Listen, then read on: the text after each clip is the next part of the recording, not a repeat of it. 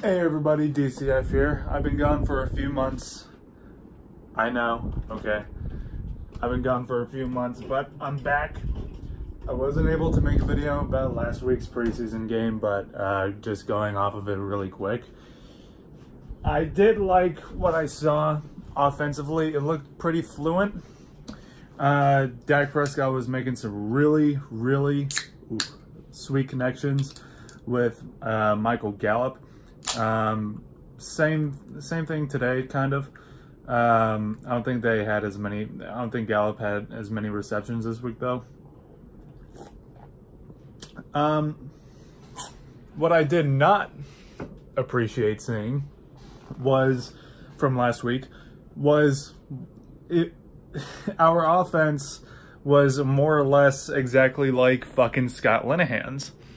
You know, we're driving down the field pretty nice. You know, everything's going smooth so far. And we get in the red zone. And what happens? We puss out. All of a sudden, if we're going anywhere, we're going that direction. And we just had to keep settling for field goals. Thankfully, we didn't see that out of today's game against the LA Rams. What I am very pleased to see, though, is there is a lot of discipline on this team as far as penalties are concerned. I mean, for both first team offense and defense, we may have, like, over the last 2 weeks, what, fucking 2 penalties, maybe? I'm not sure, but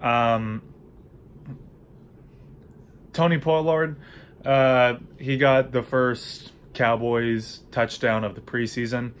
Pollard, whatever. I really like that run. I'm comfortable. Well, I'm not terribly comfortable with him taking over with the absence of Zeke, which I'll be talking about in a minute.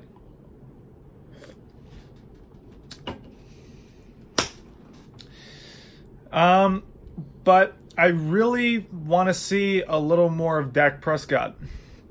I really want to see him putting up some fucking points, okay? I mean, fucking Daniel Jones is horribly outplaying his ass.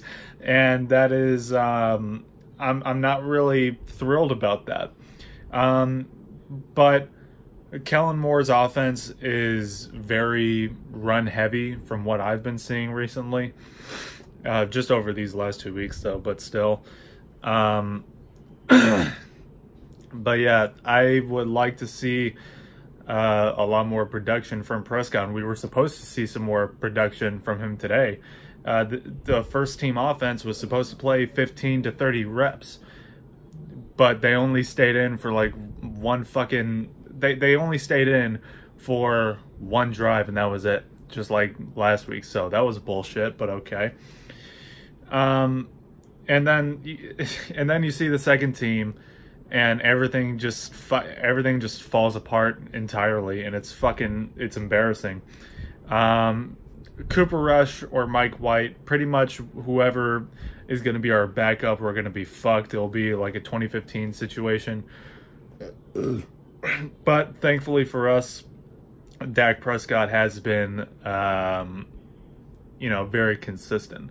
You know, not really too many injuries since he's entered the league. I think he may have had maybe one minor injury from, like, a Redskins game from last year. I'm not sure. But as far as preseason goes, that's really all the thoughts I have. And about... the contracts: Ezekiel Elliott, Amari Cooper, Dak fucking Prescott. Let me start with Dak. Out of the three, he's probably the one I would want to sign first. Okay.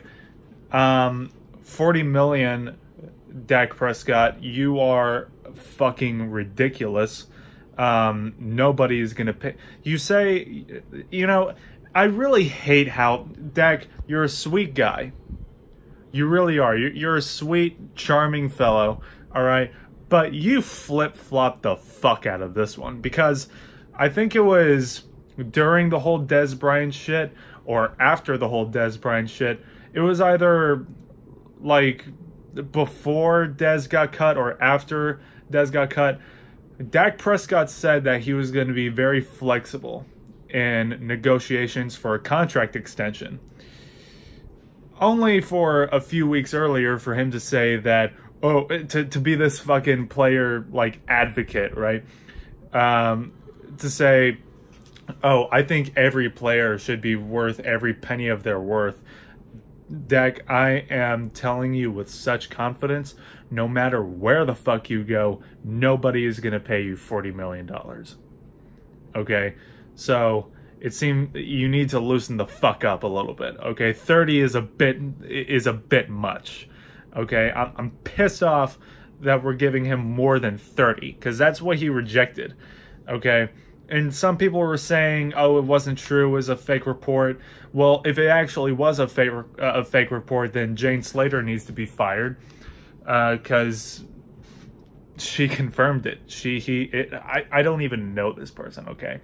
But an insider of some kind confirmed it.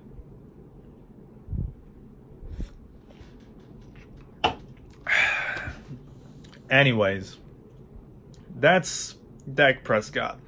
You are one flip-flopping motherfucker for that. But I would like to have him back on the team. However, I would not be surprised at all if they were to wait on this until next offseason. Secondly, Amari Cooper. Coop. You think you're very slick. You think you're really slick. You're going to wait until an extension next offseason because we're going to have a lot of salary. We're going to have a lot of money next year. And because of this whole Michael Thomas deal, now all of a sudden he's going to want to be the highest paid motherfucker in the NFL. I swear to God, dude. It's like every single year a new bitch wants to be the highest paid in NFL history. However, it's debatable if they're even in the top 3 in their position. It's complete bullshit. But obviously with some exceptions, like Aaron Donald. That dude's a fucking beast. Okay, I'm not taking that away from him. But yeah, Amari Cooper, I would definitely make him a very high priority for us, because I will be damned if we give up a fucking first-round pick only for him to play not even a full 2 seasons, like a season and a half, okay? Because we got him right before the deadline last year. So he was only able to play like half the year for us. We need to get our first-round picks worth, okay? Otherwise, that was a very bad move on our part. And then you have Zeke.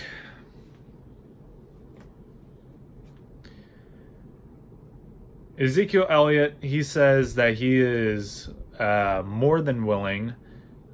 Well, not more, but you get the idea. He's willing to sit out some games this year if he doesn't get an extension before the season starts. Zeke, for someone who has 2 years left on their deal, you're really, really...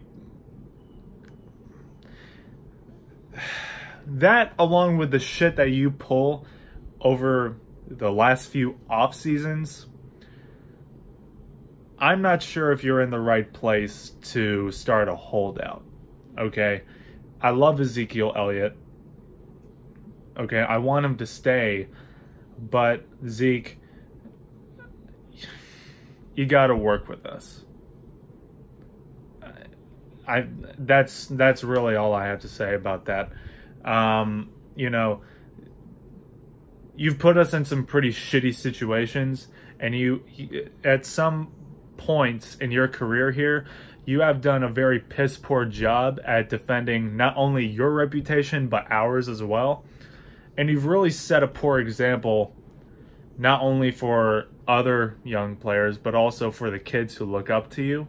So, yeah, now, especially after the shit you pulled in Vegas, Lord knows why you were there to begin with. Now really isn't the time to start a Le'Veon Bell phase. Just my opinion, okay? And then, of course, you have Jalen Smith and Byron Jones. I'm just saying, out of the two, I'm picking Jalen Smith fucking 100% of the time, okay? Dude, Jalen Smith is a fucking monster. Like, don't get me wrong, Byron Jones, he's really good too. But if gun to my head, if I had to pick between one or the other, I'm picking Jalen 100%. But anyways,